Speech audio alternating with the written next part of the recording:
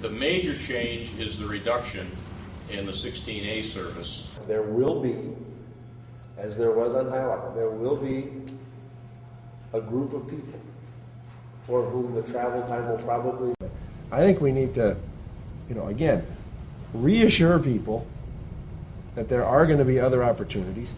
Tee them up for the environmental impact statement period. I mean, if they want to put an issue on the list, my recollection of the EIS process is it only takes about 4 words and it gets on a list of issues that has to be addressed during the course of the preliminary engineering. You don't have to have all the stuff laid out. Just get it out there. This is a concern from our neighborhood that we would like to see addressed, and that's what the subsequent conversations and the detailed work of preliminary engineering will have to address.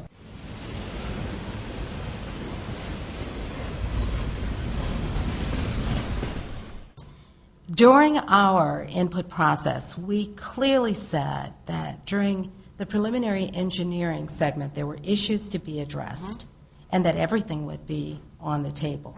We didn't say only project, changes. If there are issues that introduce project changes will be assessed in one way and everything else will be assessed in another.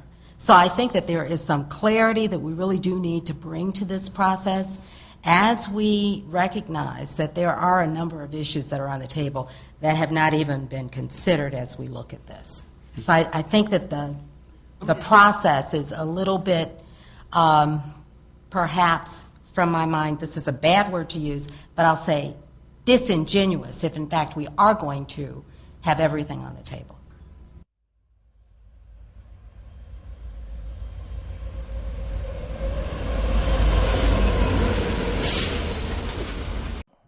I'm going to just read a couple of pages from the University Avenue Community Coalition comments on the Central Corridor Draft Environmental Impact Statement. The University Avenue Community Coalition is a growing coalition of groups committed to equitable development that delivers a range of benefits to people and communities along and near University Avenue and the Central Corridor, especially communities of color, immigrant communities, and low-income people. The University Avenue Community Coalition does not have a position on a particular transit mode for the Central Corridor. The following comments focus instead on the environmental justice section of the draft Environmental Impact Statement, DEIS, and applies regardless to the transit mode recommended. The EJ section does not adequately address the needs for equitable development that serve all communities on and or near the Central Corridor. The EJ section does not adequately address the need for real community engagement, especially with communities of color, immigrant communities, and low-income populations. The EJ section should include the following principles. Thank you for your comments. Mm-hmm. If you have additional... And yeah, we got 20 pages, and we'll be sending them to you. Please turn them in. Anyone who cannot get through their comments in 2 minutes, will be accepted in writing by the staff here, and you can avail yourselves of the opportunities in the Citizens Guide. Thank you for your comments. Next. Fortunate this evening to have Alan Lovejoy to talk with us about the recently released traffic capacity study for Snellingen University. Alan has been with the city of St. Paul for 28 years. Now, in terms of assumptions, we assumed, at least on the 3 alternatives we looked at more closely, we assumed LRT was in place. We also assumed that Ide Mill Road was built, kind of as a worst case scenario in terms of how much traffic would be. Look, I just want the damn thing built. And I want it to come into St. Paul, and I want it to be built as quickly as... Mayor Ryback. One thing that I would like us to look a bit at is this whole issue of light rail on existing commercial streets, especially in the balance between what's a trolley and what's a light rail line. And I'd look at that especially on University Avenue, but to a degree as it comes into Minneapolis as well, about how we balance the need to serve the many different communities along the line with the balance of speed. I'd like to invite my colleague and counterpart, Rich Rovang, on the next item. Rich is the Deputy Project Director, and his primary task for the next 7 years will be to oversee the design and construction of the central line. So I'd ask Rich to give you an update on the 4 design contracts and their status as we're moving forward here. Thank you, Chair and members. We are in the process of dealing with 4 contracts that have been either completely negotiated and entered into or are about to be entered into. The first is an evaluation of the Washington Avenue Bridge. Most of you are aware how critical an element that would be in the alignment. We have contracted with URS to conduct an engineering evaluation of the Washington Avenue Bridge to determine whether or not the bridge can support the LRT loads, the configurations and trains that we would be anticipating there, and the vehicle and pedestrian loads as well. As you'll recall, the 2 center lanes on the existing Washington Avenue lower deck would be occupied right now as it's planned by the light rail trains. URS is evaluating the strength of the bridge and its ability to sustain repeated LRT and vehicle traffic loadings.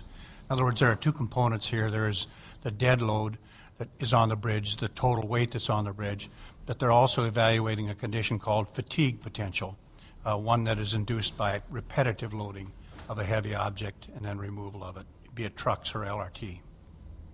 So the notice to proceed was issued to them April 30th, and they're in the process of completing that evaluation. The value of that contract was just under $100,000. We expect a report back on that within this month, early July.